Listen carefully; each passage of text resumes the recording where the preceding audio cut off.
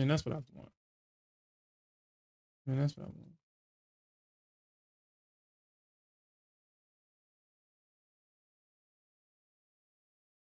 Hey, what's up, MP3? What's up? Yeah, it's been a while. What's up? Hey, what's up, Dale? It's been a while, man. Where you been? Or how you've been?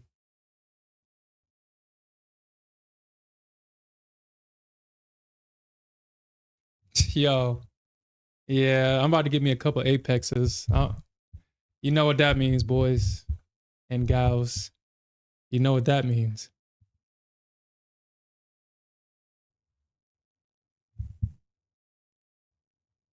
You know what that means. Apex is selling their 300Ks for $17.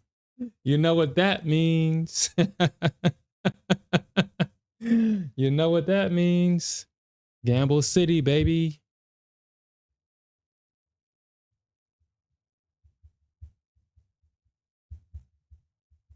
Yeah, I'm probably give me a couple of Apexes. I'm gonna probably give me a couple of them. 300K for $17. You talking about gambling? Shit.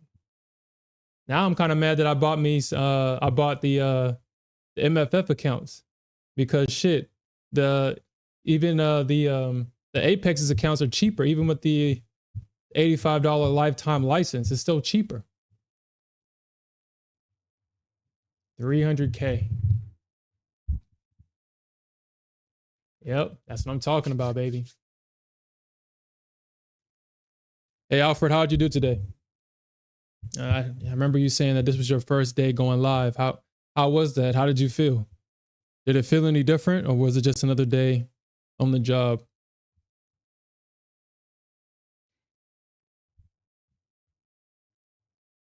I'm surprised anybody is shorting this.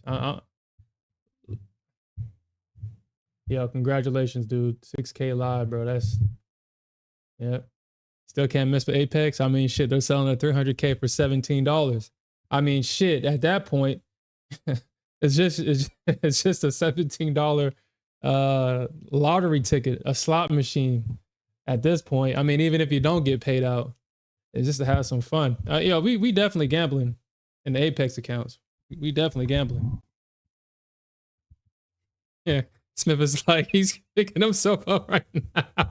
He says,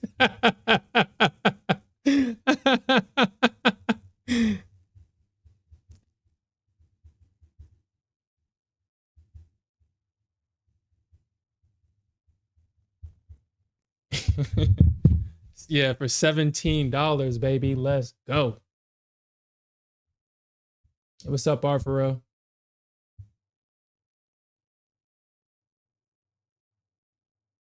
Yo, congratulations on that, man, Arfaro. And you trade ES or you trade Nasdaq or both? That's pretty good, man. Brandy, you say you're on probation with them. How are you on probation? How does anybody get on probation with the with Apex? Why are they putting people on probation? That's kind of interesting. That's interesting.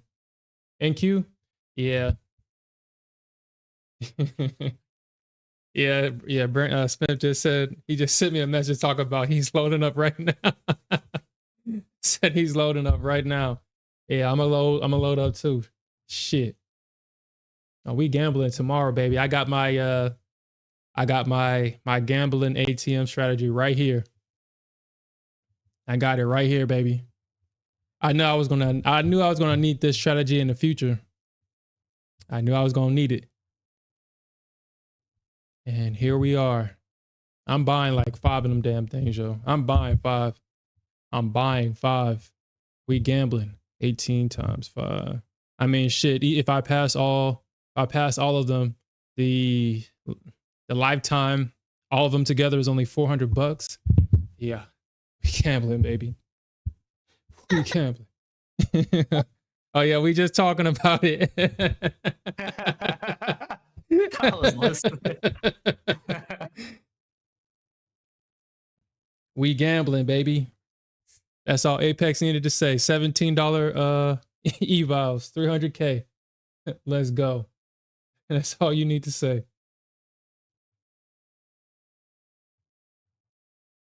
How many you gonna pick up? Oh, he muted. Oh. I don't know yet. I don't know. I'm picking up 5. I already know I'm picking up 5. I might I might get like 2. Just because I mean it'll give me something to trade and then Good. 1, 2, 3. Oh, that's a good one. Good. or I should rephrase it. It'll give me something to revenge trade in. And I think I'll just reserve it for that. Good job. Because I did get funded, or I did pass the MFF Oh, did you? today. Congratulations. Yeah. I blew like 5. Well, I didn't blow them. I had the loss limit on like 3 of them. After being up, but with that damn stupid drop, with this stupid drop. Where is it at? With this stupid drop. Why? Why? I was like, dude, why? Why do I get in when the market is dumping? Like, why? Like, why? I mean, I only needed $300 more and I would have passed. I just needed 300 more. I was up like dollar curse. Yeah, dude. Like, dude, I was up 26. And I was like, dude, I just need 300. You know, I was full port, dude. Oh my God. And you know I wasn't gonna close it. I was like, fuck. I mean, I know I'm supposed to stop, but I saw that it kept rejecting. And I was like, fuck, well, I can't close it. I'm already in too deep. I can't close it. So shit. I just walked away from the screen because I already knew what was gonna happen. Hey, if I hadn't made profits earlier on in the session, I mean, I don't even want to tell y'all how much I was down, but I was like, nah, this thing is gonna come back. Because at that point, I think I was full port. I mean, because then I got so locked in the whole pass in the day thing. And that's another psychological hurdle, that whole pass in the day. But that's always been that way with MFF. Yeah. But yeah, that's bad. Yeah. I lost 2 accounts on this drop right here. Because you know, after I hit DLL, after being up $2,600 on this one, I think I got in long like right here at around like 5, and then I scaled in because I just needed $300 more and I full ported. I was like, I just need 300, just give it to me. And then and then with this drop, that account was gone. And I was like, fuck. I said, you know, I had to go full port because I was trying to catch that 350 or 250 algo, that death algo, instead of pumping like it usually does. Yeah, that shit dropped. I was like, dude, I guess I'm not supposed to win today. I guess I'm not supposed to win.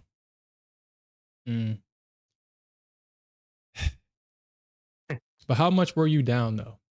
Now that you passed, I don't even want to say it. I don't even want to say it because that's embarrassing to say. Is it?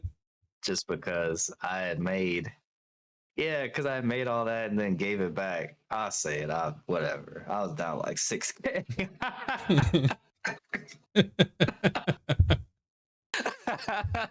We trade the Nasdaq, dude. If you ain't down 6K, you ain't really trading the Nasdaq for real.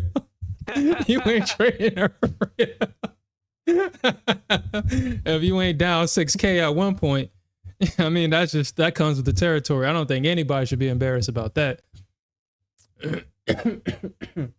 Now, if you 6K down on the ES, then I'm gonna have to look at you weird because it's like, dude, at some point,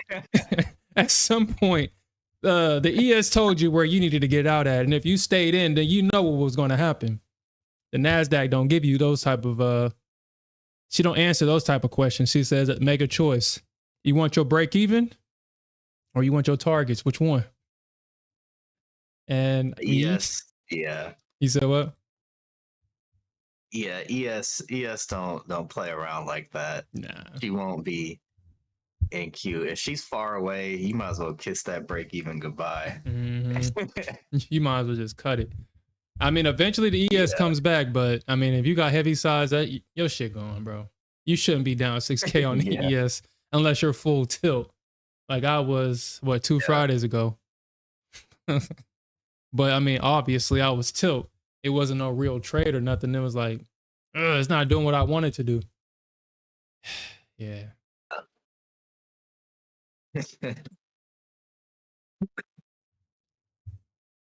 Hey, what's up, Market Edge? Long time. And R Pharrell, yeah. Congratulations on your options play. R Pharrell, it seems like you're a really good trader, man. You're always coming in. Like, dude, R Pharrell came in with that Tesla play before it was the Tesla play.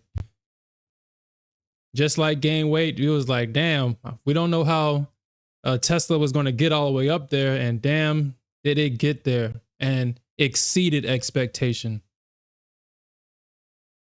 If he was in a Tesla call when it was down there in the 200 and 300s, yeah, you're good.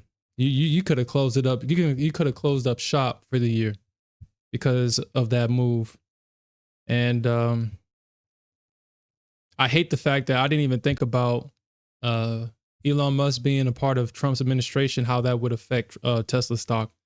I still kick myself in the butt for that one. I mean, that was so obvious. It was so obvious. I can't believe I allowed that to go over my head. There will be more opportunities like that. I'm pretty sure as we go further into Trump's administration, there'll be plenty of Trump pumps, Elon pumps, all kind of pumps, and shit. We might start getting Powell dumps now, since he's talking about not doing as much rate cuts this year or going into next year as they previously planned. As I said before, I really don't know what changed. It just seems like after Trump was confirmed to be our next president, all of a sudden now the Fed don't want to cut rates no more. But when it was Harris, they was, yeah, we're doing that shit. We're having a rate cut party. Every FOMC meeting you can expect a cut. Now they talking about they don't know if they're gonna do it or not.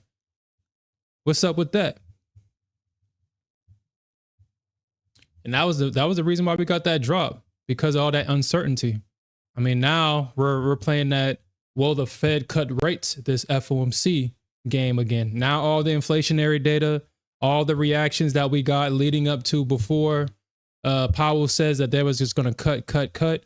Now all that data means something now. It's like we're back in that cycle, and now we have to watch inflationary data now. And we're going to see stupid reactions, the market overreacting on data that doesn't align with what they expect. Because now we don't know if we're going to get a rate cut anymore, or it's not quote unquote guaranteed, but they know if they're going to get it or not.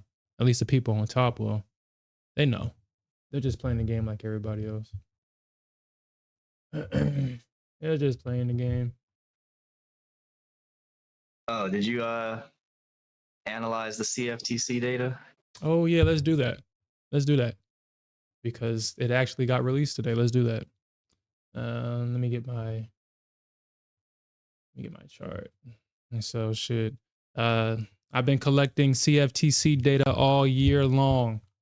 I even had to go back and add some data from all the way from January up until now. And you can see how green this market has been. And you can see that the CFTC data has been accurate. This week we were supposed to be 62% long, or last week 38% short, and we got that Santa rally, and then we got that dump on Friday, and the data told us that, and that's exactly what happened. So let's actually input the data right now. Thanks for reminding me, because I actually forgot about that. Yeah.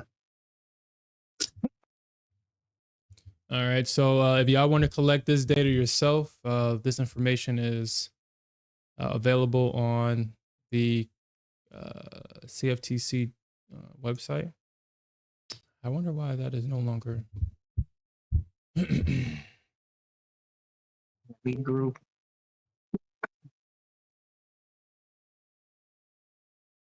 I think I'll do one 300K account and one 150K, because I ain't trying to, I don't know, they still tripping on payouts and stuff with people and all this other stuff, so I ain't trying to really I guess take them serious. Nah, we all know what this is. Yeah, it's the Apex accounts will be my gamble accounts for Pure gambling, baby. If I get to pay out, then hey, that's just a plus. Yeah, that's how you have to see it. That's definitely how you have to see it. With Apex, I'm gonna take MFF serious. Yeah. Plan. That's interesting. I mean, well, even though we got that drop today, so guess what? So something interesting happened. So I was on think of Book Maps chat, right? And like at the end of the day, and this guy in the chat, I see him a lot. His name was like Disco something. I don't know. His name's like Disco, and I was saying.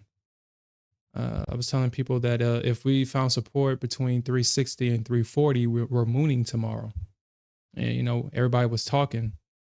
And then this guy just randomly just says that, y'all guys still talking after all that? Like, he was saying that, I'm just sick and tired of everybody putting BS in the chat. Like, y'all, I think he said y'all Bears was holding, y'all held through a 300-point rally, and y'all talking shit. And I was thinking like, dude, like, who's this guy talking to? Like, nobody was even talking about this shit. Like, nobody. And then he was just sitting there ranting, and I was like, dude, I mean, well, shit, since I was the only person that said something, I had to make the assumption that he was talking to me. So I was like, dude, like, what the hell are you talking about? Like, no one cares how you feel, bro. Like, you sitting there ranting, like, he was ranting for like 20 minutes, talking about, you know, we're all trying to be good traders. We should share good information. And I'm sitting there thinking like, dude, what the fuck is he talking about? Because I'm pretty sure he's looking at his chart right now. Because if he was talking to me, it was like, oh God, no, that guy was absolutely right. It bounced at 340. So I was like, dude, like who's this guy talking about? Like, I mean, and at the same time, it's a chat with people's opinions. Like, why are you getting so angry about this shit? It's like, why are you getting so angry? And so he was like, yeah. I was, go ahead. I was about to just say, you can't take them serious. I just go in there to see people, like you said, see people's opinions and see how wrong they are most of the time. Mm-hmm. Unless you got like the usuals. Yeah. The usuals that come in that you see. Mm-hmm. And then I was like, dude, no one cares how you feel, bro. I mean, shit, if it's outside of, if you ain't talking about what you think is going to happen tomorrow, no one cares how you feel. And he was like, I love blocking people like you. And I was like, all right, bro. I mean, the fuck? Being so sassy. I was like, dude. Like, blocking me. Like, the hell? Well, I mean, what? I mean, shit, we're two people across the internet. Well, I mean, I'm not going to sit here and care about blocking people. I don't block nobody. But at the same time, it's like, oh, no, you blocked me. My life. I don't know how I'm going to move on because you don't want to talk to me. I don't know how I'm going to move on. Anyway, I just thought that was weird. Like, why are you getting so angry in a chat full of people's opinions? I mean, if you're a good trader. Why? Because the NQ clapped him. That's why. Yeah, that's probably what it is. Clapped by the NQ. Shit, I mean, clapping from the NQ. Yeah, I mean, shit. I even said that I lost 3 accounts before I posted that. I didn't lose them, but they lost them before I posted that shit. I mean, shit, it happens. I traded the NQ. It happens. You're gonna lose a couple accounts. She requires sacrifice. She requires sacrifice. It happens. Or you can reach glory. It requires a sacrifice. She requires a sacrifice. Nah, she needs all that shit. She was like, oh, what? I haven't seen you in a while. He was over there trading ES. I'm going to need that back payment of accounts. I'm going to need that back payment of accounts. And mind you, like, it's crazy. Like, I was up like 2K. So all yesterday, I was up 2K trying to get to 3K and lost everything. I was like, man, fuck. Of course I was angry, but well, not angry, frustrated, but Hey, it's an NQ, man. You win some, you lose some. You just take it to the chin and move on. I mean, that's all you can do. It's not like we're gonna stop trading her or nothing. It's not like we're gonna stop trading. You know, I sent Smith this meme, and it's like, dude, that's the NQ for sure. Yeah, I mean, shit. You tell her she leaves, and you're the one that's pulling her back. You're the one that's like, no, baby, please don't go, please. She says, I'm done with you.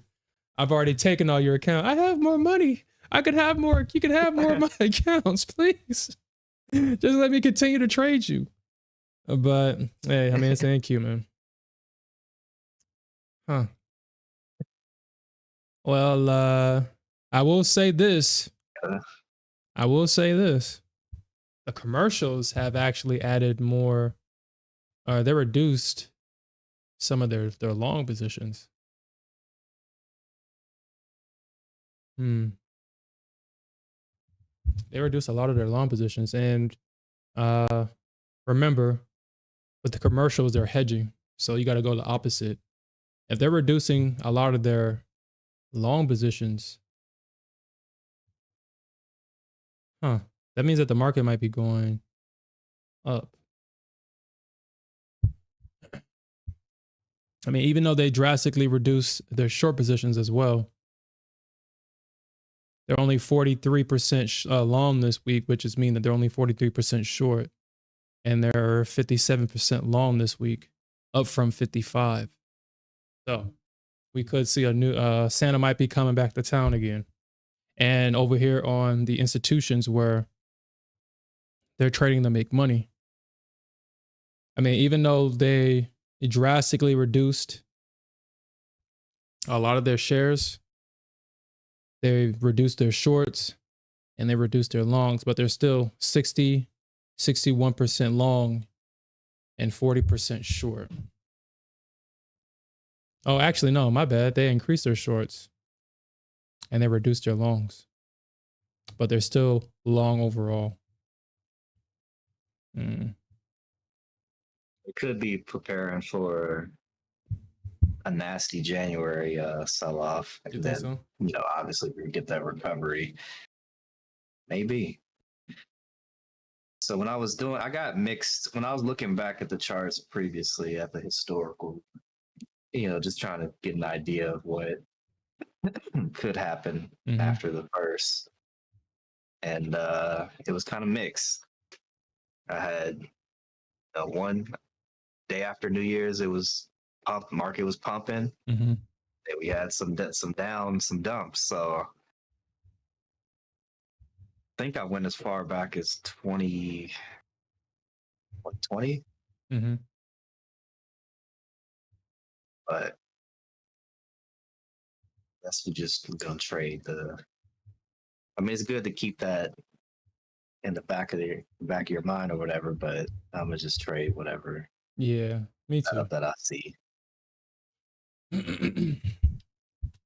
And I was able to catch this bottom of the Nasdaq and able to scale into this at this breakout. And I'm pretty proud of this trade because, like I said, I hit daily loss limit on 3 accounts with this leg and that leg. And yeah, but I mean, we'll see. We'll see. My bias tomorrow is that we moon, but the Bulls gonna have to hold this. I mean, the Bulls got to hold. They have to hold this. If they don't hold it, then we can see another leg down. If this wasn't such a bullish environment, I would short this. I would actually be super short this right now.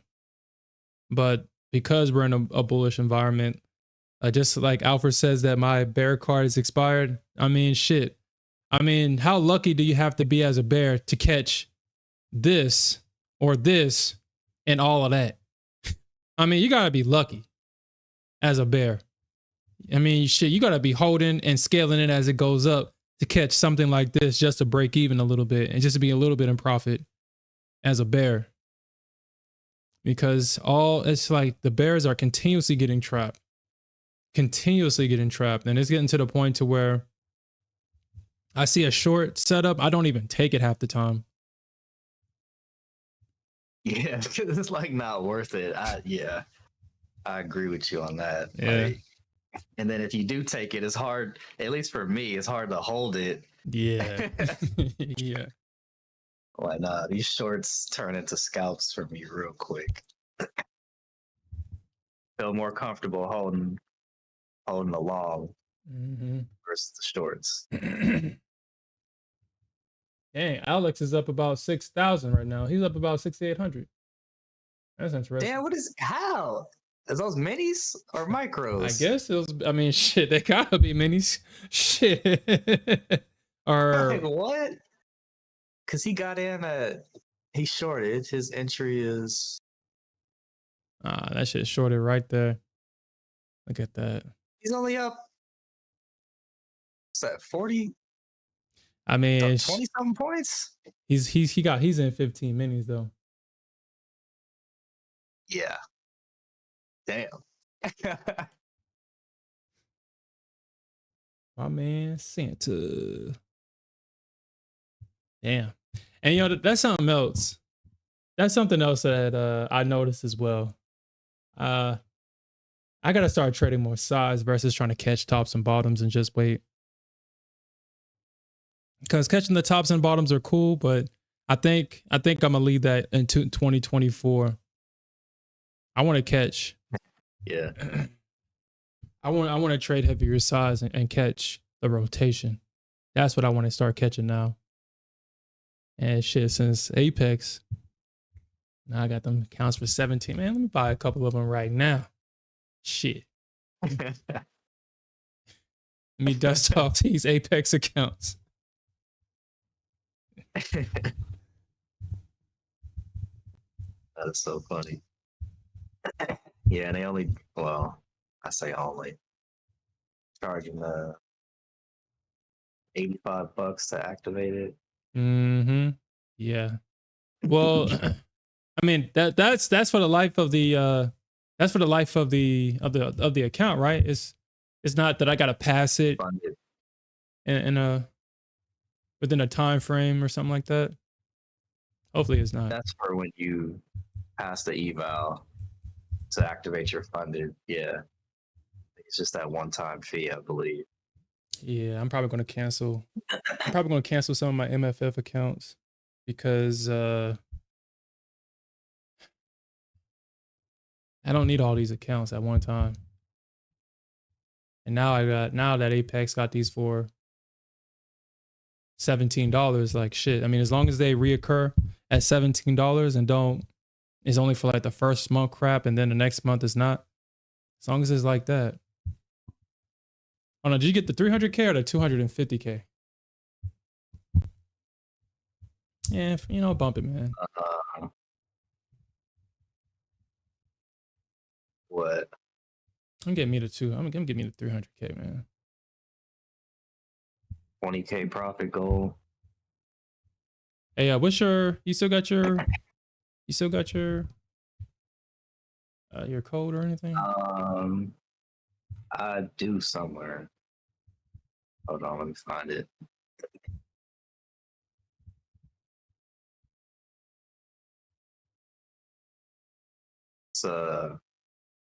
It's just send it to me in the chat so I can copy and paste it.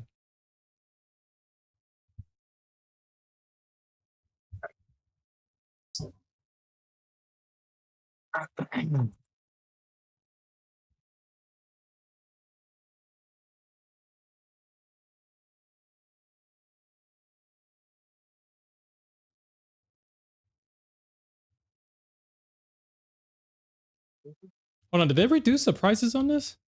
I could have sworn they was selling their 300Ks for $600. Apex? Yeah, weren't they? I mean, because that's what made the discounts made sense, right? Oh, okay. Yeah, I'm gonna probably cancel some of my. Give me a second. My MFF accounts because like I said, I don't need all these.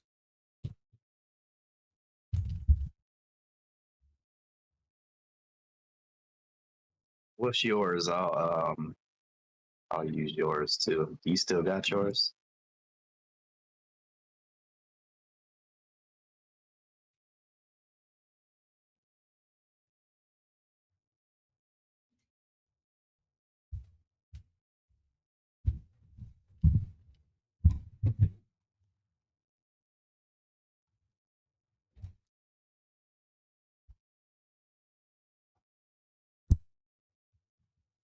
Yep, that's exactly what that's for. That's exactly what that's for. That's why I was like, yep. I got my revenge strategy just for this. I was asking, you still got yours with them? Your code? I'll Yeah, use yours. it should be like NAS. Like I think it should be it's just NAS. That's it. NAS. NAS. Yeah, before they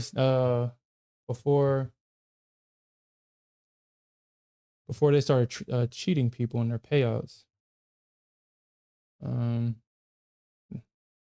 I requested to get like because everybody was using just the 3 letters, so it's just easier for people just to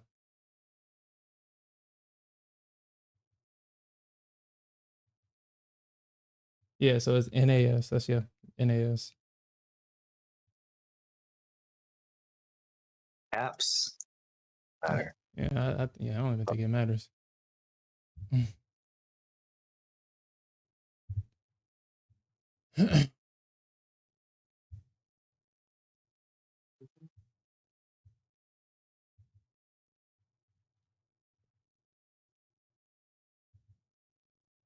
Dang. 15 contracts to go short. That man, wild. I mean, that 200 EMA don't play, man. I wasn't listening, so I don't know what he was basing on. I mean, me looking at it, yeah. Well, I would take this as well. I would have took this. I would have took this short if I wasn't long. Because I mean, you got price retesting this area right here. I mean, you got this block of supply, you got this breaker structure, you got the 200 EMA. You was gonna get a drop. Now, if this is going to be reversal, I mean, that's obviously I wouldn't want that, obviously, but we definitely was gonna get a drop.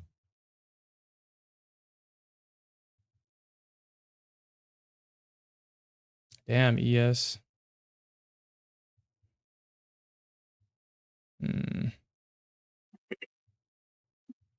All right. Maybe I should. 150K.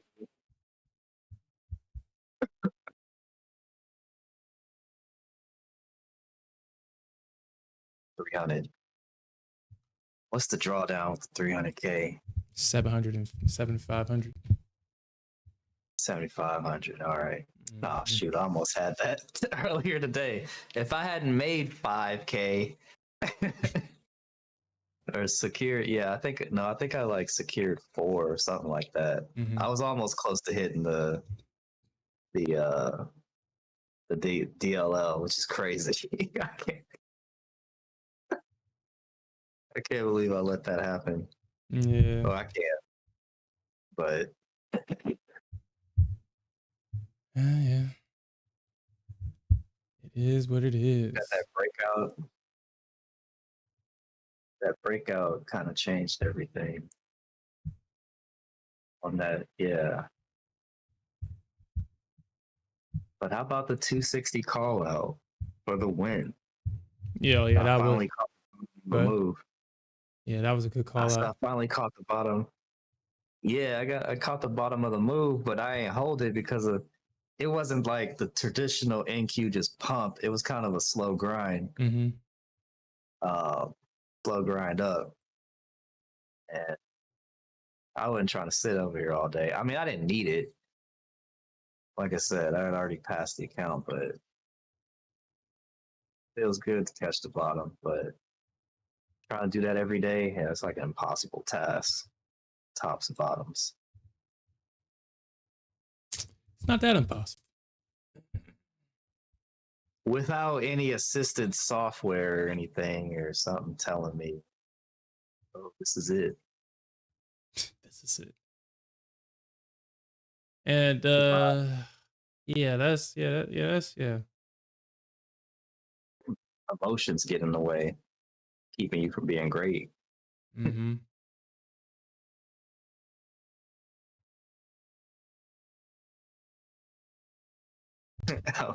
Yeah, you got to make 20K. That's why we gambling, baby. I told you that's the gamble account. Shoot, how many contracts you get to? 30? 30.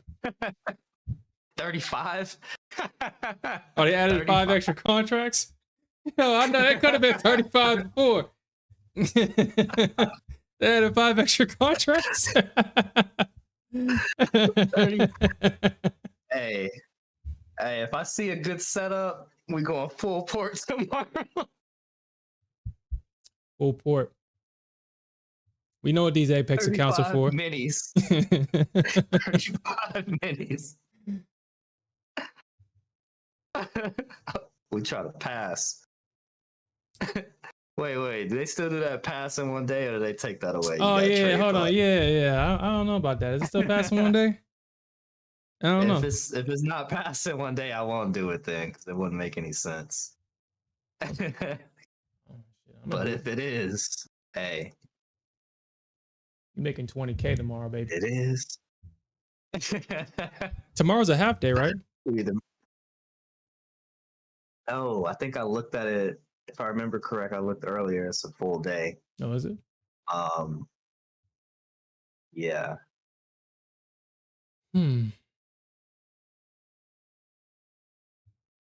You know?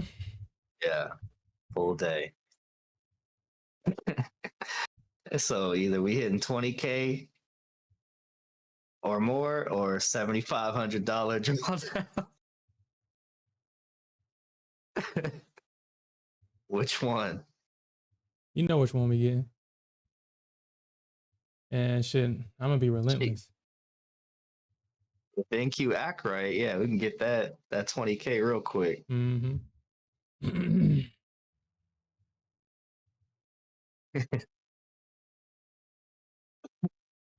I don't even know. I mean, I heard Apex changing rules for the funded side so much. I don't even know what the heck the rules are. Mm-hmm. Yeah. I haven't been. Like, go ahead. Yeah, I haven't been up to the latest. What's the latest change? Revision. Every time I get to the funded side on Apex, I always got to debate: should I waste my money, or should I spend this money? Because I mean, that trailing drawdown sucks, but on the 300Ks, it's not that bad. I forgot about the trailing. Oh shoot, yeah, that does. Never mind about the full port. That makes it extremely much more difficult to do.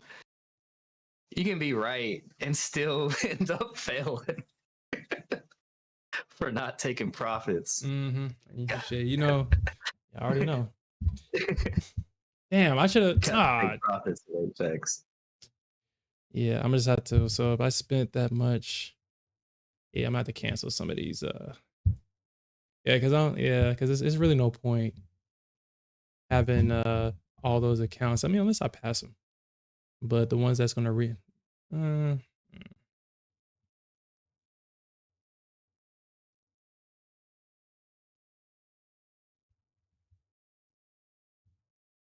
Yeah, it's been such a long time since I traded with Apex that I straight up forgot about that.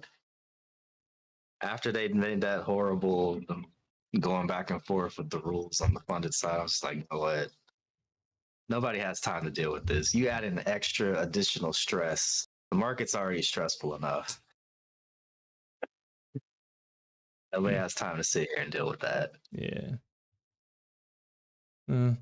Well, I mean, technically, this thing would be still cheaper because it's $18 for the first month, and then it's It's only $36 reoccurring. That's not bad. That's still cheaper than everybody else, even with the lifetime license on it. Unless it's yeah, it's still cheaper than everybody else. Well, we're back over here at Apex, guys. We're back over here at Apex. That is crazy. I mean, shit. When all you got is a 90K, I mean, a 90% off, that's the only time when you'll ever see me purchase an Apex account. All right, let me see, 37. Go ahead. I'm kind of right there with you.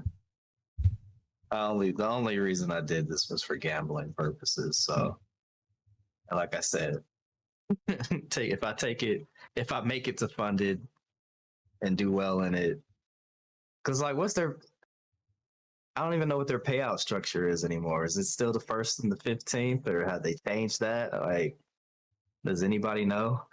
Mm. I'm not trying to watch a 3-hour video of them explaining it. Yeah, that's crazy that you even got to do that. That's crazy. Yeah. They literally got a 3-hour video. I'm like, yo, what? I'm not watching that. Who sat through this? Nobody got time for that. I'll do it. Nobody got time for that. 3 hours? Like, dude, you ain't even paying me for that 3 hours.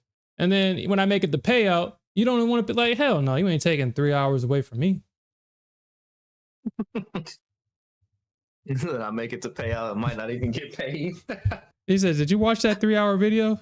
We're going to need you to record your trade so we can see you doing it. Hey, yo, like, what? Do they really want recordings of trades now? Like, some people had to send in them recording them trade. yeah, that's great, man. All right, so I'll put on my stream tomorrow then. Well, yeah, I'll put on a stream tomorrow. Our boy Smith is back. He's back. Only for Apex. Only for Apex. You know, if I wasn't already in 6 contracts, or if I didn't already scale in 6 contracts in this, I'll probably scale in some more. You know what, man? You know what?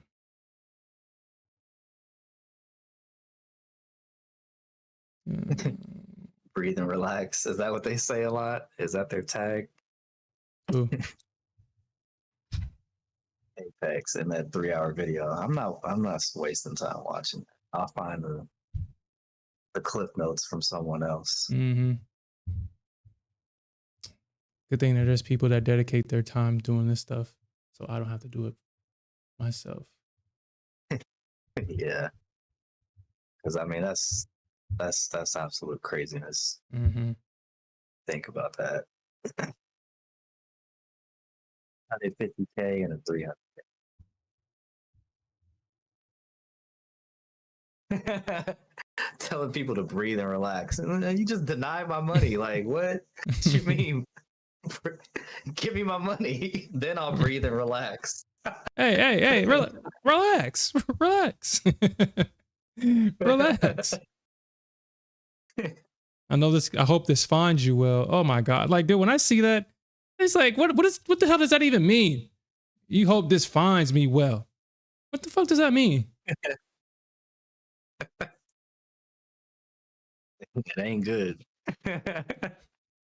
All that means it's not good news. Mm-hmm. Hope this finds you well. I'm about to go long right now. I'm already long, baby. 490. I think we see a runaway day tomorrow. I think the market runs away tomorrow.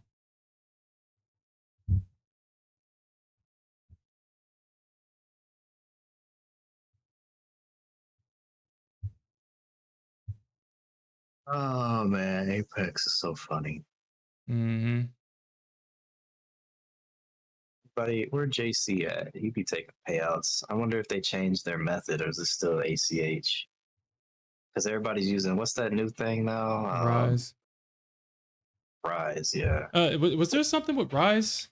Because I could have sworn I saw something with them, or something with MFF with Rise, or maybe certain people in certain countries couldn't use that. I didn't really look, honestly, because I know that when I request my payouts, they're instantly in my account. And that's all I care about. Right. But hopefully, the one thing that we can get is normal price action going into next year. I mean, we love it when the market trends, but this whole, I mean, bulls just being 100% regarded and then these 10 million point drops out of nowhere. Like, dude, please just go back to regular price action next year, please. Thanks.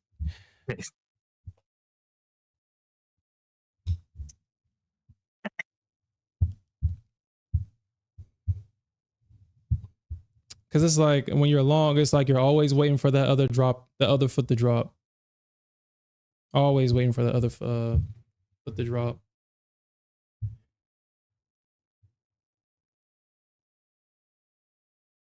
Especially with the Nasdaq on the ES, it's like, yeah, okay, whatever. I mean, the most the ES is going to probably do on a good day is a 20, 30 point drop. And you really shouldn't be in a full 20, 30 point anything on ES unless you're tilt. But if you're trading ES for real, there is no reason to ever be down that much. A 10 point stop is probably more than enough. More than enough. And that's the great thing about trading the ES is because you know when you're wrong and you should just get out. But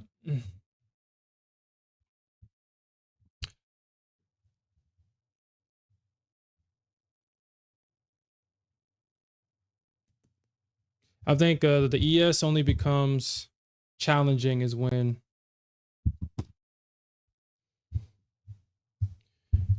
you're really putting on size on ES. Outside of that, I really don't see how ES can be. Yeah, I don't see it.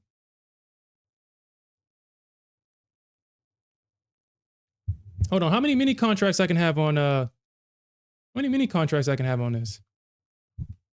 Is it 30 mini contracts? Hold on. 300K? Oh shit, I can have 35 mini contracts on this. Okay. Yeah, the 300K. Huh. Yo, who shoots a 35 mini show? 35 minis. Somebody who's going all or nothing. With a trailing drawdown too? Man, you know how fast you can hit that? Yeah, that shit's dumb because what? Yeah, especially on Nasdaq. Because what? Depending on where you're at, depending on where you get in at. Yeah, it goes 2K up and down. Well, shit, I got my revenge trap strategy. As long as that shit keeps going up, I can just like I just scalp in Nasdaq or not in Nasdaq in Apex. I just scalp. I don't play that game. I got my revenge trading strategy right here, baby. It's already locked and loaded. They kind of force you to. Yeah. Drawdown. Now you just gotta build, get funded or whatever. You gotta build, use your profits to draw down. Mm-hmm. You gotta build a good profit buffer. Or did they take that away now? I don't even know. I think they have this new rule where you can't be more than it's like a low key, kind of like a U profit. You can't be like down like what 3.5 or something percent. Let me look at these wealth charts because it's on the wealth charts that I don't even use. Like yeah. They still ain't even give me my account for that mess. Oh, really? Yeah.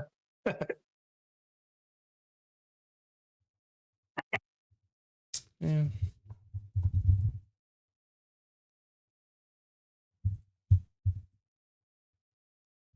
It was like, hey, can y'all?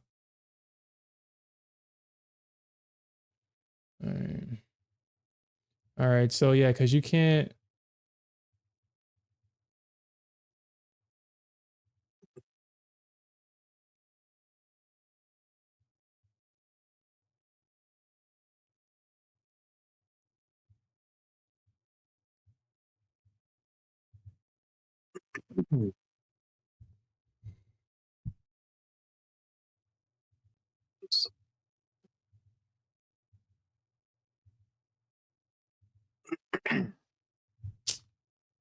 Oh wow.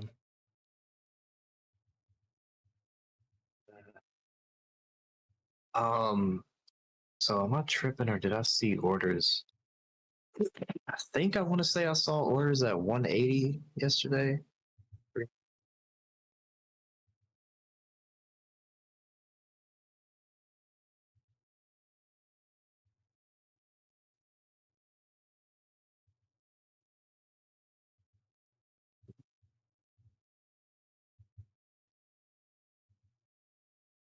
Says order says symbol is a continuous contract.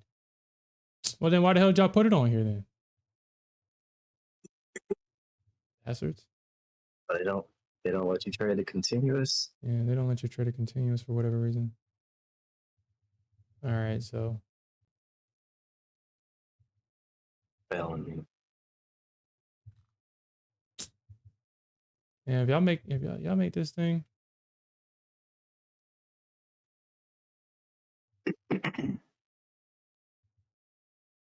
Says load a symbol in the DOM and click the magnifying glass. Oh man. VenQ.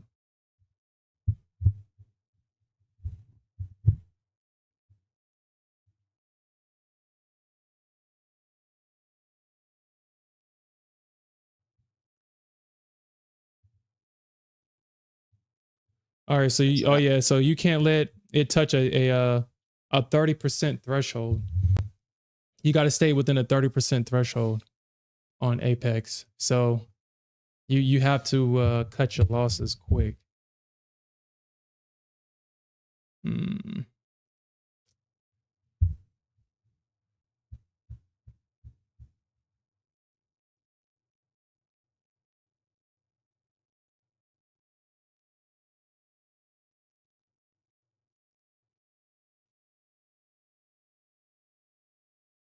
That'd be cool. What's the thing called on here?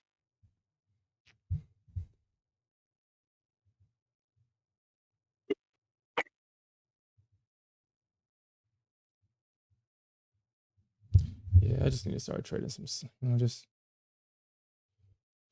practicing this or not.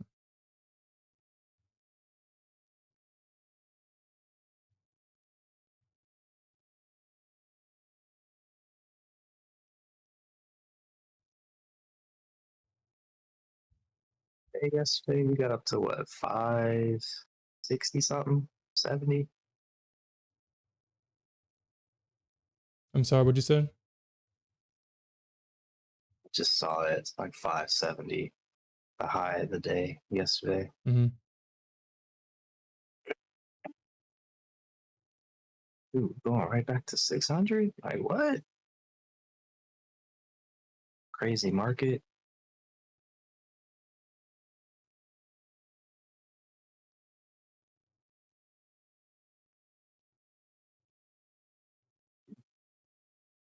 Everybody's talking about that 15 mini contracts that I put on. That went straight Oh, are down. they? Yeah, some people was like, yeah, or they're done. They're done for the night. So the one thing that I've noticed with the Nasdaq is that I'm gonna start. Yeah, I probably will. I'll probably wait for.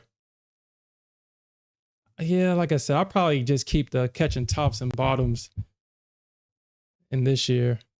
I'm gonna start trading size and waiting for confirmation because Alfred, you're not catching tops and bottoms, are you? I don't think Alfred's catching tops and bottoms. And yet He's turned his trading into a business. Yep. Nope. What are you, actually, what are you looking for? What are you waiting for? What makes you get into a trade?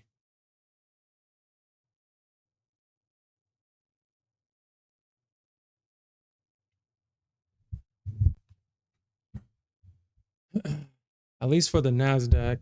What I'm gonna start looking for now is I'm gonna wait for. I mean, this is gonna be hard. So I mean, it's gonna take a while for me to start doing this shit. But this is definitely going to take a while.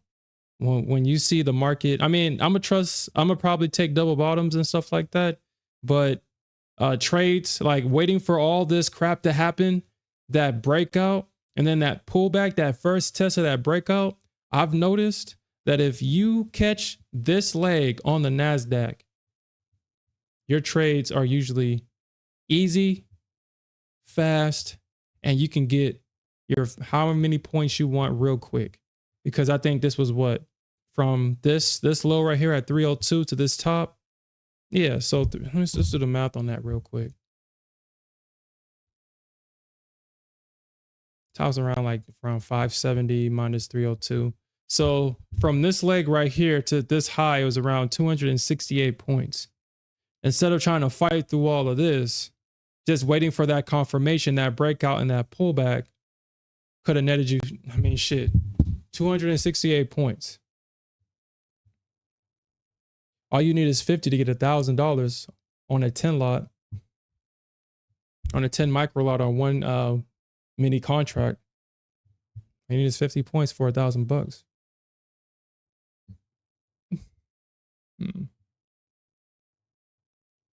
Hey, says he's our boy Alfred says he plays momentum scalps. He's only looking for 15 to 35 points using 3 to 4 minis. Nice. 3 to 4 minis. And yeah, and that's probably what I'm gonna start looking for too, because I mean, as fun as catching tops and bottoms is, as fun as that is, at the end of the day, unless I got size, that shit don't mean nothing. And then still, even if I do catch the tops and bottoms with size,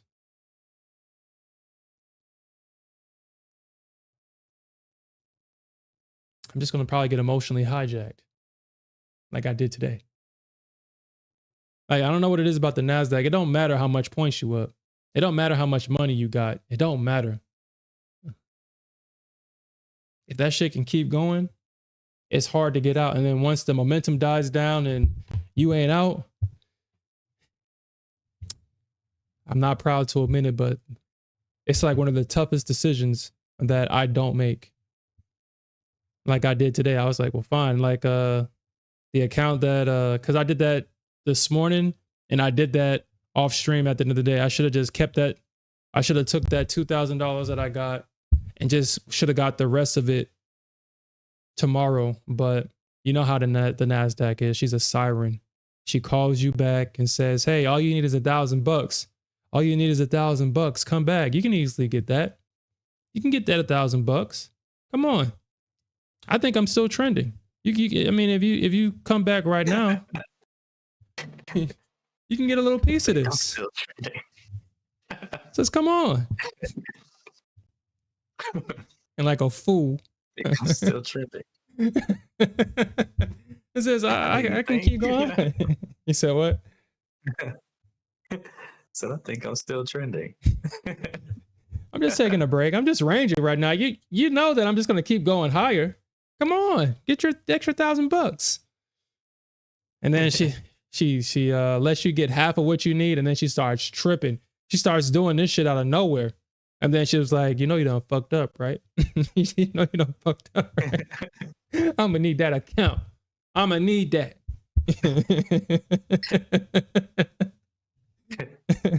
That account, I'm gonna need that. That account, I'm gonna need that. He said, I've been eyeing that account. He says, hey, but Nasdaq, I'm trading my account. That's my account, punk. That's my account. And she takes it. She takes it.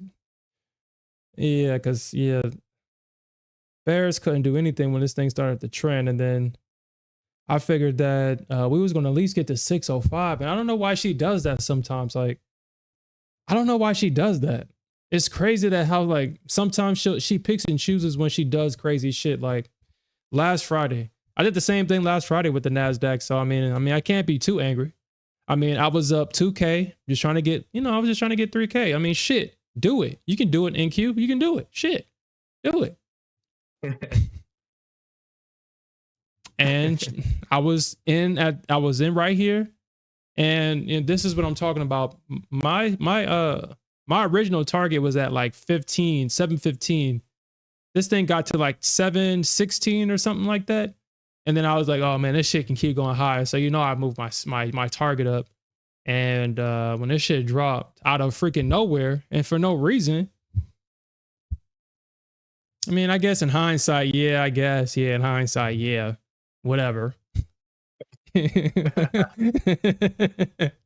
Whatever. Yeah, it ran into supply, but shit. When was the last time supply ever stopped Nasdaq?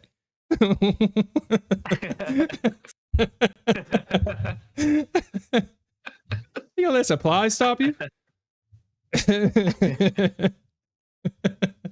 That's funny. And then she does this random ass shit, and then she goes to my target. Man, I was like, man, that's when I just walked away, because I was like, you know what? That was like that's just the Nasdaq just being herself and being malicious.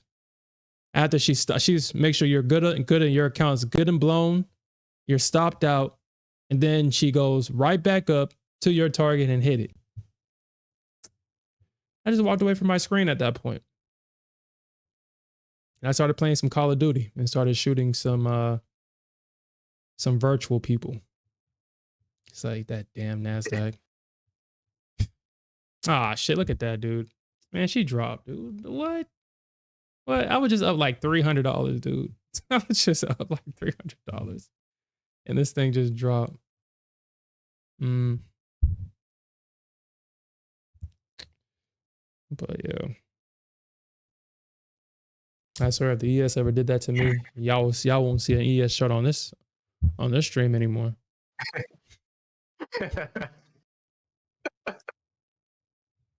Shit. Chart. Deleted.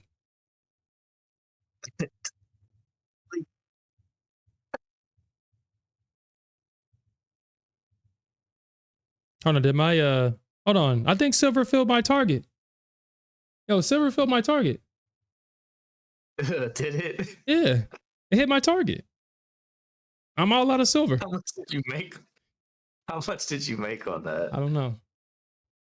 All I know, I was in short around like this. Like $80,000. Dude, I probably made like 80,000 on silver. I probably made like $80,000 on silver, and this shit is still dropping.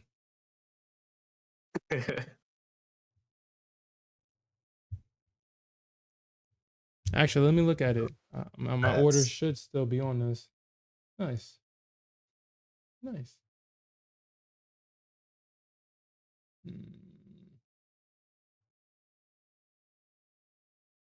Yeah, that sim account be bumping, but the evals, for whatever reason.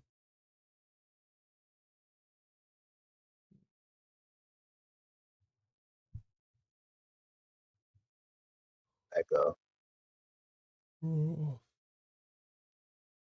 Yeah, I think it reset everything.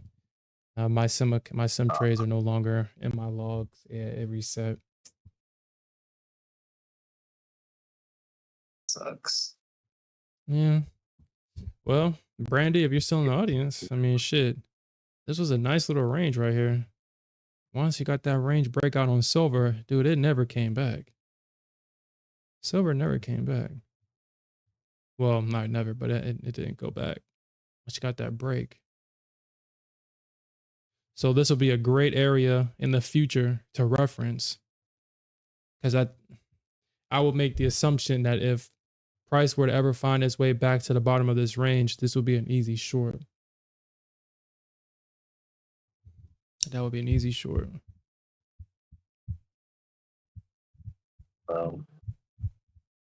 keep an eye on it and see if it does get back up there, or when it gets back up there. Mm-hmm.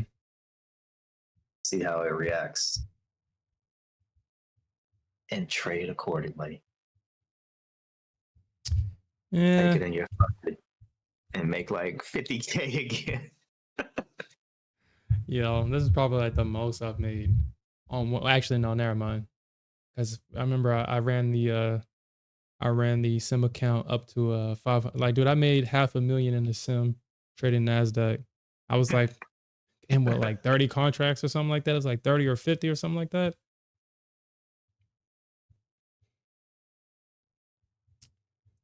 I ran up $500,000 in the sim.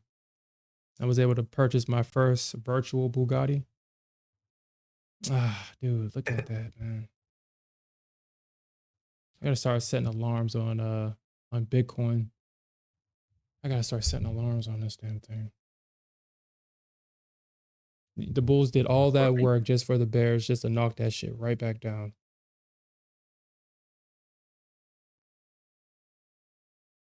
It does tend to happen a lot. Yeah.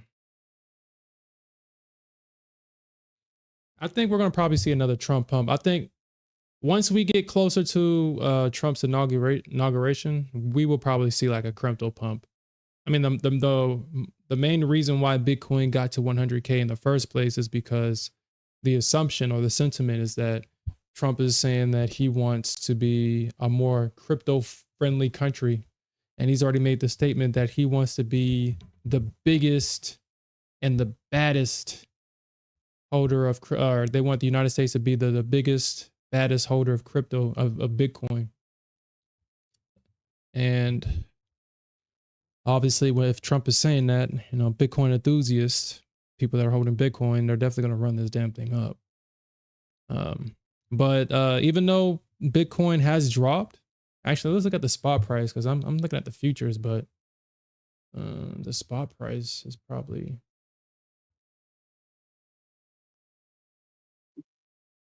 Spot price around 92. Yeah. 92. I got a bunch of different. Who's that? 6. Who's Jimmy Carter? Who's that? Former president. A former Passed president. Away. Yeah, he passed away today or yesterday. I don't know. I know he was 100. They made it to 100. Hey man, I mean that's shit. That's all you can ask for in life. That's really all you can really ask for.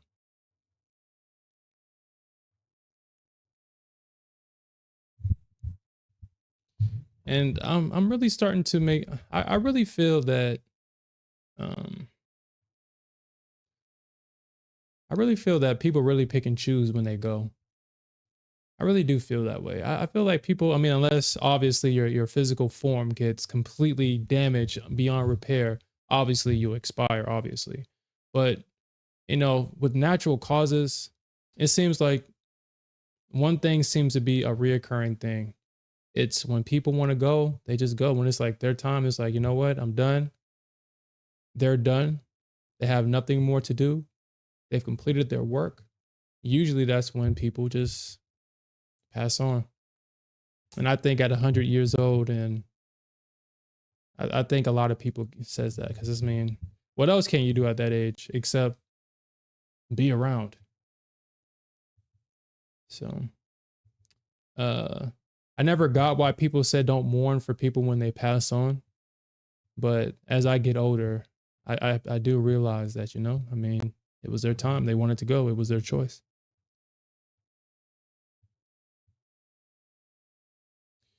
It was time for them to do something new, to restart the game somewhere else, if you believe in that type of thing.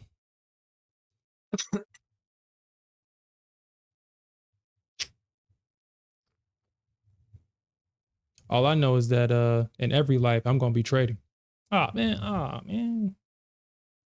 The Nasdaq is going to be like, oh, so you're back again. You're back again. Yep. You back for more pain.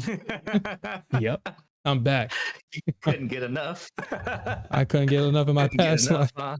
huh? Nope. I needed some of that instant gratification in this life too, baby. You traded Nasdaq forever.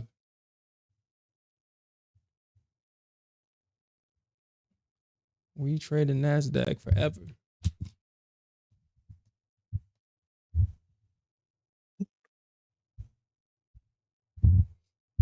Yeah, I'm probably gonna. I mean, as I look at this, I'm like, man, this might be. Oh, Yeah. damn. Ah, man. Yeah, looking at all this selling on Bookmap. Man, come on, NQ. That's it. That small little pullback. That's it.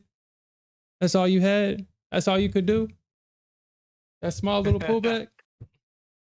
Do not tempt her. Man, I thought you was a runner for real.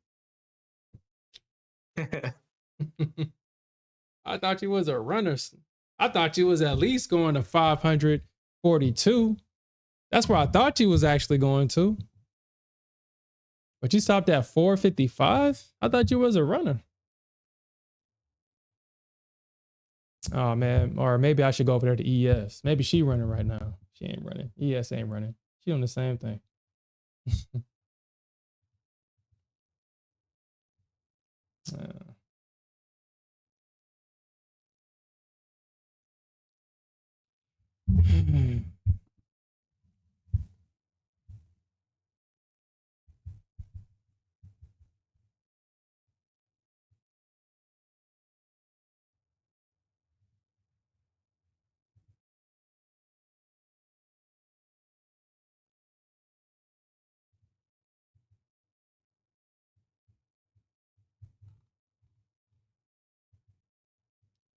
Well, we'll see what kind of environment we're going to be in going into tomorrow.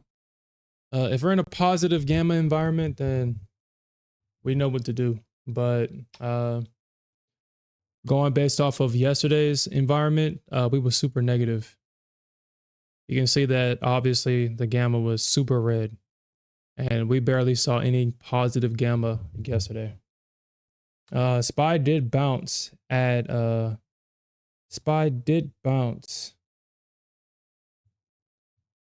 85 yesterday, which was at the time, and then it bounced here at 88, which is its biggest gamma level at 588, and you can see that they're steady holding it. So we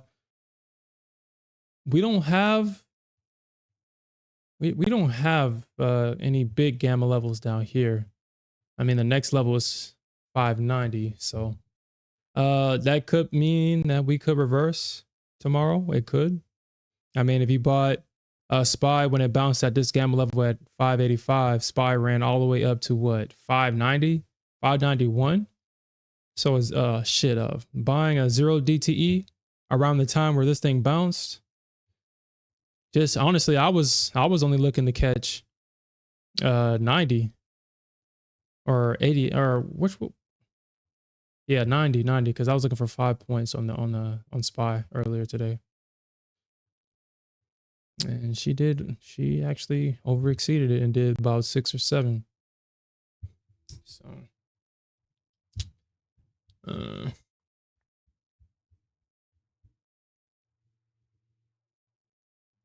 So I'm gonna keep this. I'm gonna keep this because every time I keep canceling this thing because I don't trade options like that. But then I realized that, I mean, just because I don't trade options don't mean I shouldn't watch it.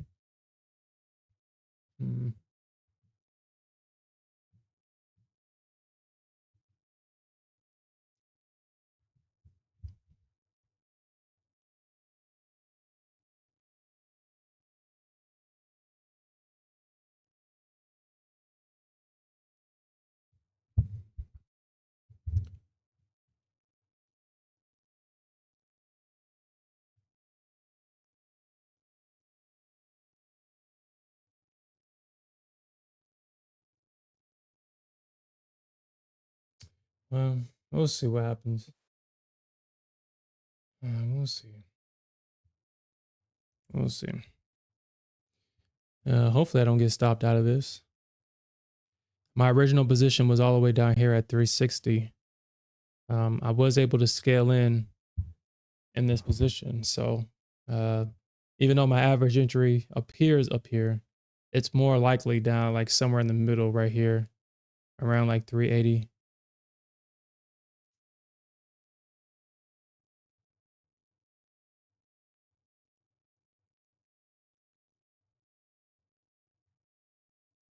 Because in a way that a full position down here, just the average entry jumped up here. I didn't really add that much up here.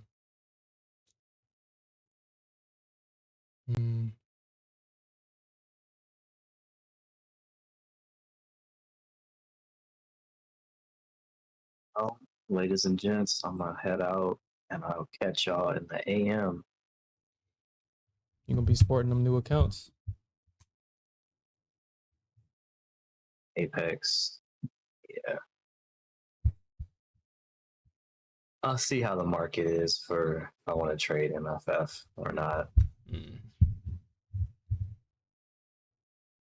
Yeah, I'm definitely going to I'm definitely gonna move some of these accounts around myself. But all right, bro. Have a good night. I'm going to end in the next probably like 10-15 minutes myself.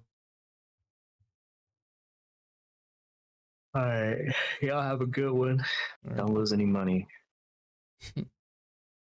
Peace out, bro. Yeah, all right. Peace. Yeah, I mean,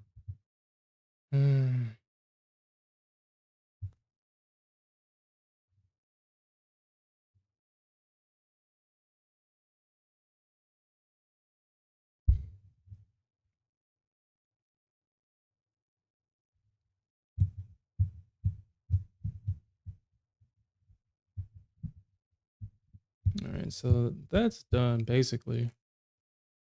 That's done. And then yeah, I'm just gonna take this. I'm basically just gonna take this week to rest, go into the new year, and then starting on January 6th is when we're gonna get right back to it. January 6th. I'm gonna take a break from going to the gym. I'm gonna take a break from doing my daily journal entries. I'm just gonna take a break and just let everything just come together. And then I'm gonna start right back on the 6th. So what I've been trying, well, let me rephrase that. I'm not trying to do anything. So my goal,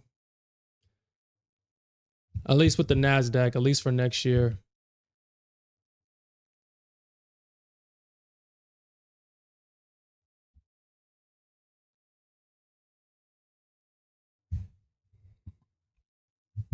that's interesting. I don't want to say it, but I really want to.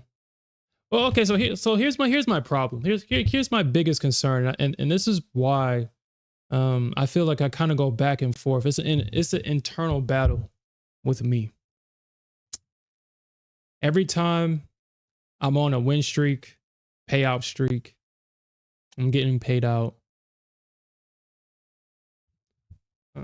I just start. I mean, I don't know why. I just lose interest. I really just don't. I don't know why. I hate that happens, because that's not who I am. But I think the reason why I lose interest is because of who I am, if that makes sense. I've already shared with you guys that I guess I'm so used to grinding, used to getting it, used to overcoming things, solving problems. When I'm winning, it doesn't like, dude, it just doesn't mean anything. And I guess it's just because I've been like that for so long. It's like, that's why I begin to self-sabotage and destroy everything. So I guess winning can mean things again. My goal is to not do that. My goal is definitely not to do that. And it's crazy because I'm aware of this. I'm aware of it. I'm aware of myself doing it. And yet, for whatever reason, I only come to my senses after it's done. It's like it's something internal that takes over, and it's like, dude, just let it happen.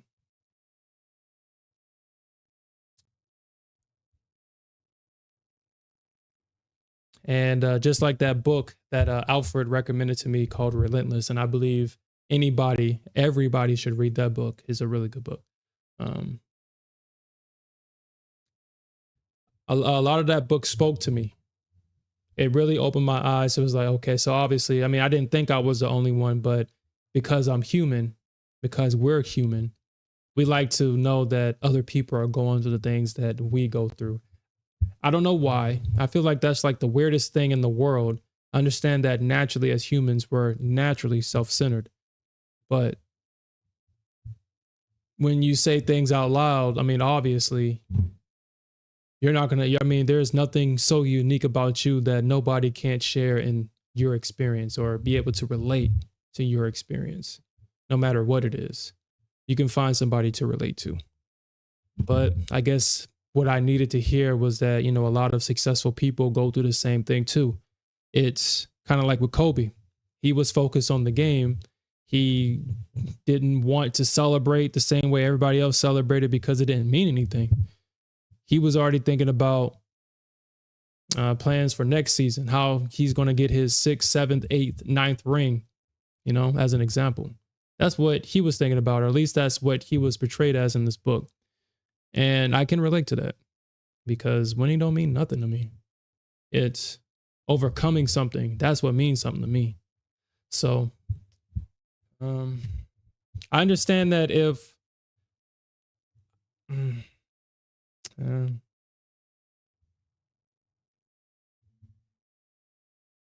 yeah. That's definitely what it like this. So that's something that I want to work on next year is just to actually write a goal and I guess challenge myself to make $1 million next year and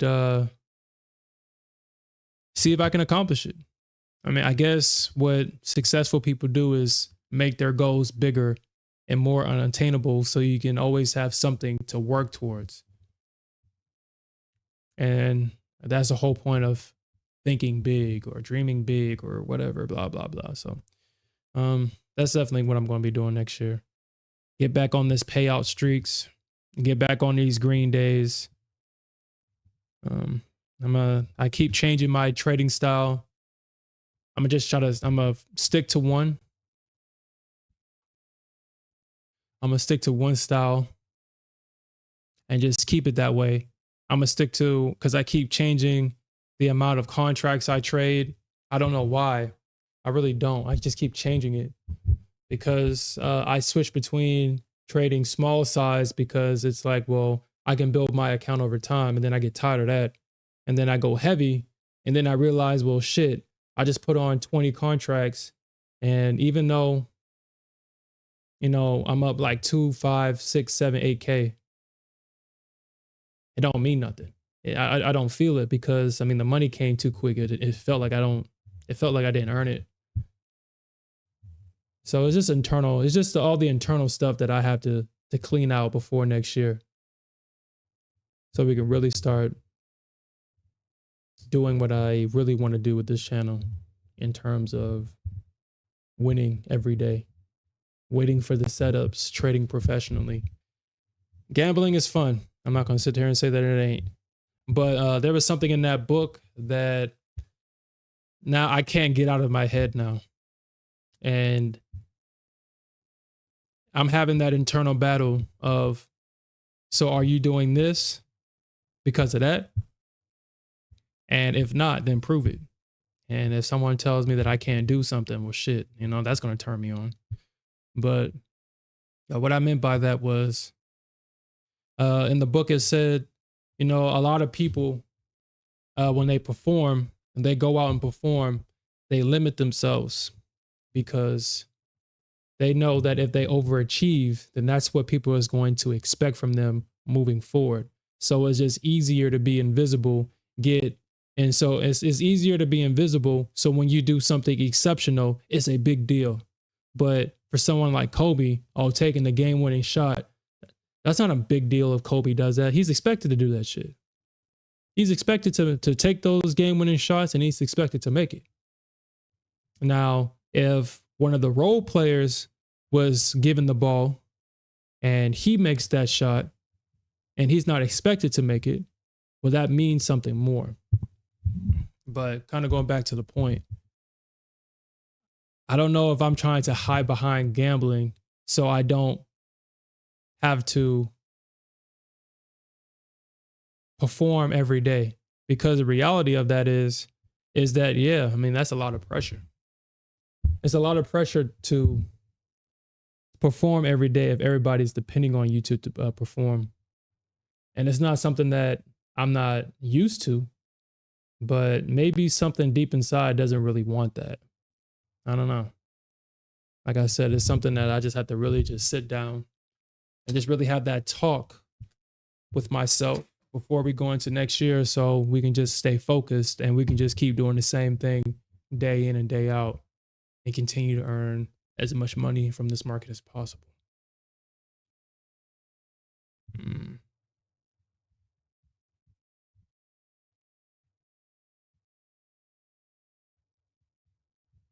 Yeah. Because like I said before, like with my milestone account, I got all the way up to phase 3 without no red days. No red days until I got to phase 3. And then for whatever reason, I knew I was going to start fucking up, because I said to myself, you know, once you get to phase 4, you're going live. They're going to put you in a live account. And then that's when I started fucking up in phase 3. And I don't know why I did that shit. I don't know why. Like, it's just so stupid that I feel like I can't control it, that there's just something in me that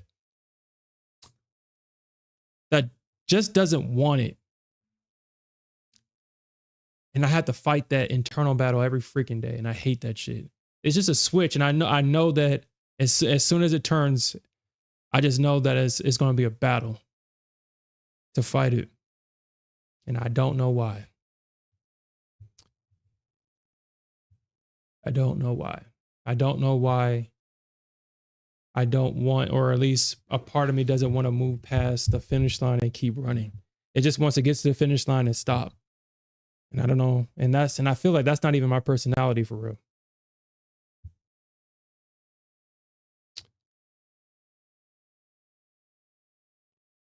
So we're definitely going to iron that out.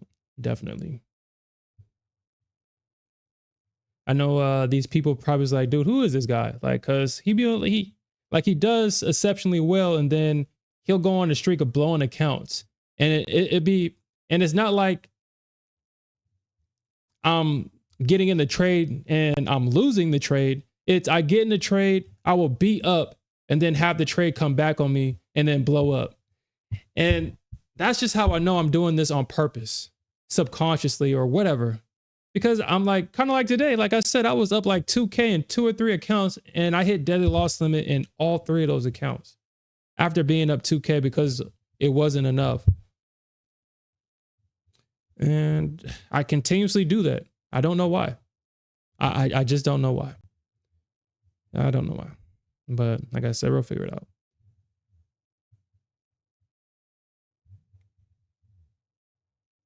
I'm just trying to be like Alfred. In terms of, he said that, well, he was tired of losing, so shit, he wanted to win. And then just like that, whatever he did, Alfred's just been on fire ever since he told himself that. Alfred shared the email that Take Profit sent him. It's like, oh shit, we've been paying you too much. No, you need to get into this live account. We overpaid you.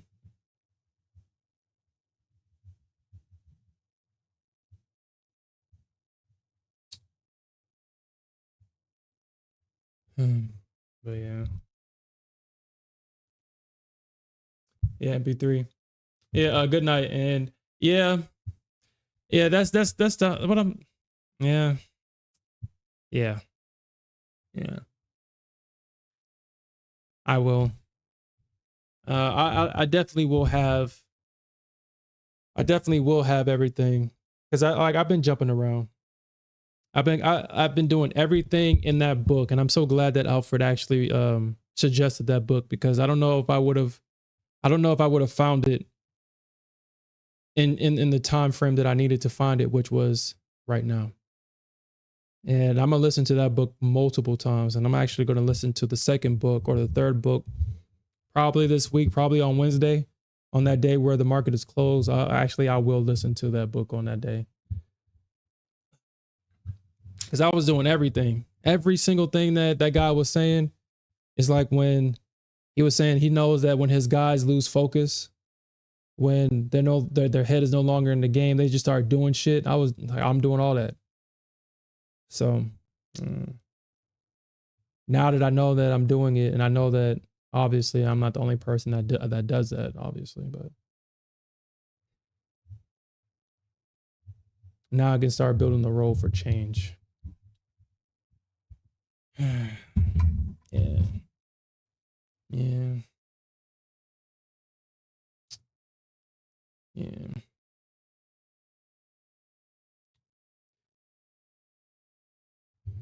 All right. I guess that was the therapy session for tonight.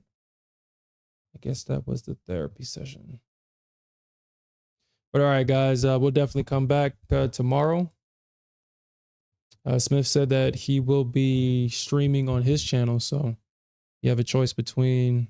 I mean, obviously, we're gonna be on both of each other's stream, talking, laughing, earning money. So we're gonna glad to see our boys back in action. Smith actually took some time to, try to get back in his game. And that's why he hasn't been streaming, so he can get back to the basics, get back to what was making him successful. Because like I said, for whatever reason, the mind doesn't want to be successful. For whatever reason, I don't know why. You got to fight so hard to be successful and to maintain that fire. Kind of like that actually reminds me of Tank Gervonta Davis. This guy what he said was absolutely right. But you know how these older men try to make men very sensitive. I don't know why. And telling them that it's okay to cry. Dude, it is not. We're not saying that to hold in your emotions to the point to where when it finally comes out to explode. But as men with responsibilities, unfortunately, we have the privilege and the burden of being the foundation for everybody else. As soon as the people that depend on you see you cry, break down, you will see a change in their behavior towards you. And that's just human nature. A lot of men been told this, and they're surprised when their spouses, their children, other people begin to not respect them or give them the same respect when they break down. Because unfortunately, that's the life we live, or that's the system that we live in. It's a natural system. You can't tell nobody not to feel how they're going to feel when they see you break down. And unfortunately, as men, hey, that's the burden and the privilege that we have to live with. But he said that if he were to go to therapy, he would lose that fire. And as soon as he loses that fire, he would lose. And some guy was trying to convince him, like, no, he wouldn't lose that fire. Therapy will help you. Whatever the hell he said, that's a lie. Anybody that knows, even Mike Tyson said it himself. I think I said that in an earlier stream. His son wanted to be a boxer. He told him that somebody that's hungry, the only reason why he was the best heavyweight of all time next to Ali was because he had nothing to lose and he was hungry. If you don't got that fire in you as a boxer, you will get devoured by somebody else. And that's in any sport. Any sport. Any sport. You lose that fire. Unfortunately, there's always going to be somebody with that fire that's hungry and trying to take your spot. Obviously, once Gervonta Davis finished boxing, yeah, get therapy, dude. I mean, once you got that perfect record, yeah, get therapy. Get some of them demons out. But unfortunately, in boxing, you need them demons. They need to be there. They need to be there, unfortunately. So, yeah, that's absolutely true. That's absolutely true.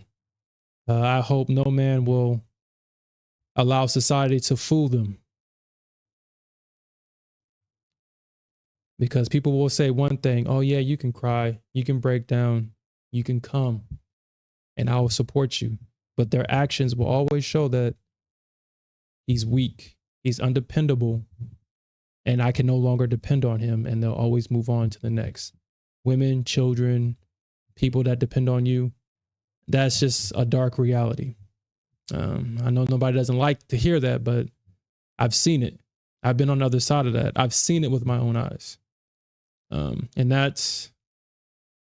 when you see stuff like that, it's like, damn, it's like this person really, like, they had one breakdown and all of a sudden the people around them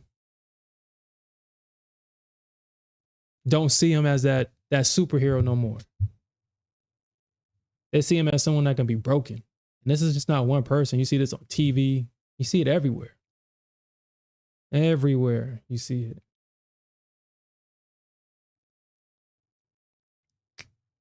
Everywhere.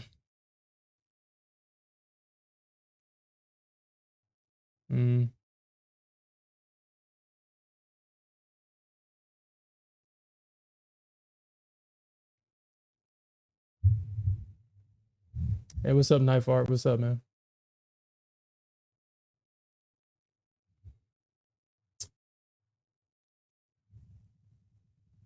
Yeah, I'm actually about to. So, MB, yeah, I agree with that. What I'm saying is, as men, cry in private. Don't let society fool you into thinking that the feminine will accept that. If you consider yourself the masculine, or you want to walk through this world as the masculine energy, unfortunately, the burden and the curse of masculinity is just that. Just that. Women or children are both feminine, and you break down in front of them.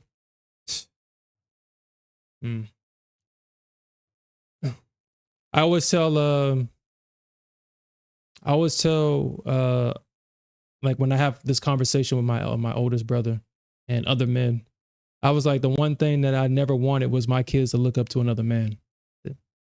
If my kids were to go and say, oh, I want to be this person instead of I want to be my dad, I'm not doing something right. I mean, I understand that society will kind of blind men to this.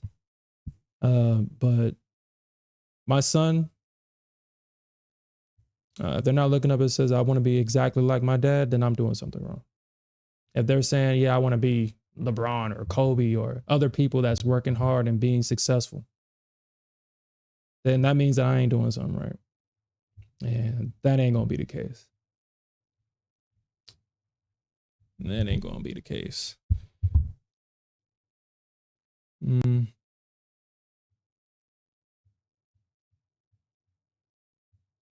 All right. But all right, guys, that's it. We'll come back. We'll definitely earn some more money tomorrow morning at New York Open. I still believe that if the Bulls can hold this range, we can definitely see a range rotation higher.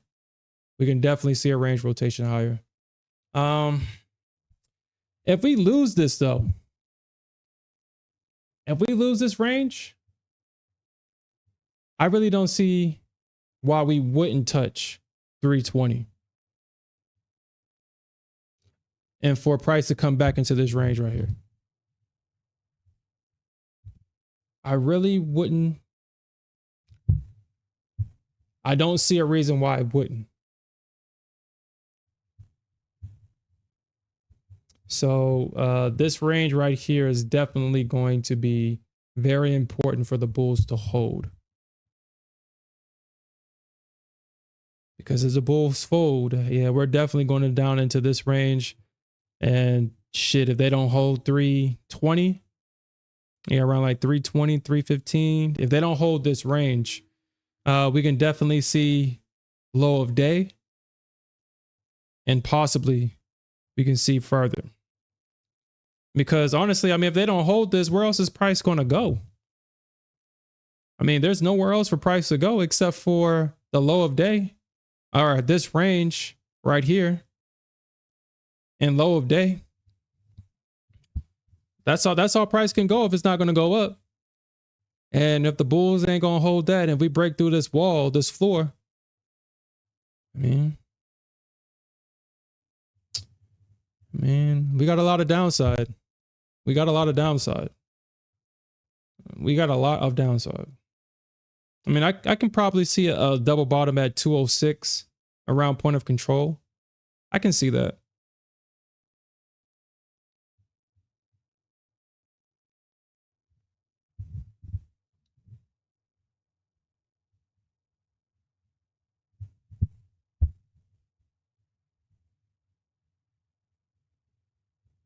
And you know what, MB? It's very interesting that you said that, because like I said, I don't get very spiritual on this channel.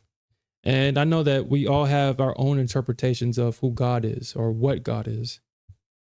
But I have been listening to, like, I for whatever reason, I came across these series of books. And for whatever reason, I'm just sitting there listening to them. They're by this author named Joseph Murphy. And he's very spiritual. And his interpretation of God is the consciousness that's within everybody. And that's who God is to him. And I was like, that kind of makes sense. I feel that everything that a person needs is within himself, or is within themselves, for sure.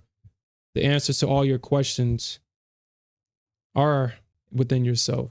And I guess before I get off, and as I was reading this, and as I was listening to his audiobooks, this very simple but very impactful answer came to me. And when I tell you guys, it's going to be, to you, it's going to be like, it's very simple, but to me, when it came to me, it was like, wow, that actually makes a significant difference in my life. Like, because I'm on a schedule, because I juggle a lot of things. Obviously, I do my career, I do this, and I do my own thing in terms of, stuff that I do behind the scenes, like self-betterment, trying to become the best version of myself, things like that, going to the gym consistently, having a routine that I do consistently, even during the days where I don't feel like it, I do it anyway, because I know that I don't feel like it now, but once I get out the gym and how I feel after I get out the gym, it's like, yeah, I don't know why I was even trying to say I don't want to go. But anyway, the point is, I was like, man, I really want something to make my days flow smoother. And so I asked myself, what can I do to make my days flow smoother? And it just hit me out of nowhere. So I already have all my meals prepped. All I got to do is put it in the steamer, have it steam up, have it heat up, and then, my meals are prepared. But the one thing that I absolutely hated was having to prepare my prep meals. And then it just hit me. Prep up your prep meals.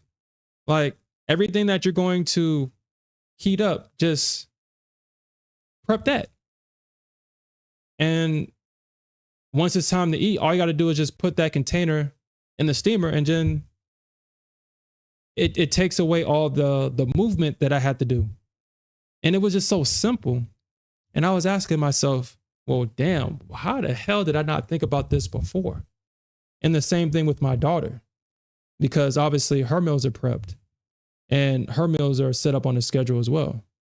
And I was just given the idea to buy some extra containers for her to prep her prep meals, to where all I got to do is just put that in a steamer and her food is done. And those two small tasks saved me about 20 to 30 minutes of prep time. And it makes my day smoother. And I'm like, wow. It did not come to me until I asked. until I actually sat down and just like, and asked myself, what can I do to make my day smoother? And allow myself to return an answer. So that right there was very eye-opening to me. I didn't have to go on Google. I didn't have to ask anybody. The answer was returned to me, and it was all internally. And stuff like that always will get me to think like, man, I wonder if I just ask myself certain questions, will the answer come to me eventually? And when it does, will I be able to recognize that this is an answer to a previous question? Yeah.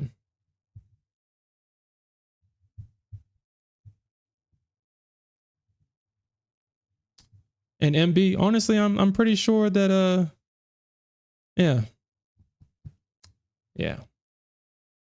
Like I said, it's interesting that you started talking, because I mean, I don't think anybody has ever said anything like that in the chat until you said it. And that's very interesting that around the same time that I'm listening to stuff like that, you're speaking like that. So I find that very interesting. I feel that this world is very, they say it's a small world because people come into your life when you're able to accept them into your life. And you said dishwashing is a pain in the ass. Yeah. Yeah. Actually, I gotta actually do that before I go to bed. I actually gotta prep up my prep meals. Smith said that his joy turned to grieving. Oh crap. Is this thing dropping? This thing is dropping. All right. I mean, we'll see. Like I said, man, if they don't hold this, I mean, oh crap. If they don't hold this, I mean, I'm gonna leave my stop where it's at, because honestly, if they don't hold this range, then yeah.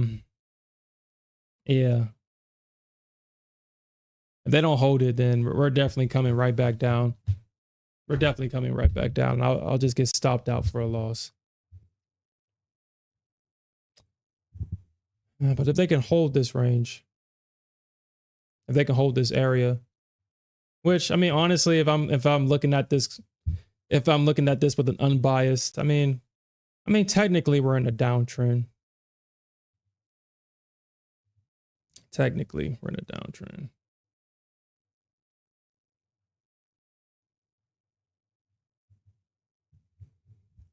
Technically. So, I mean, for the most part, yeah, I guess we could see price try to come back and try to, we'll see. I mean, I'm not going to sit here and hope that my position gets stopped out, but I guess I should face the reality that tomorrow morning I might be stopped out of this position. Yeah. But all right, guys. Yeah, I'm definitely going to end it here. I like the last part of our conversation, as always. And with that said, everybody, peace out.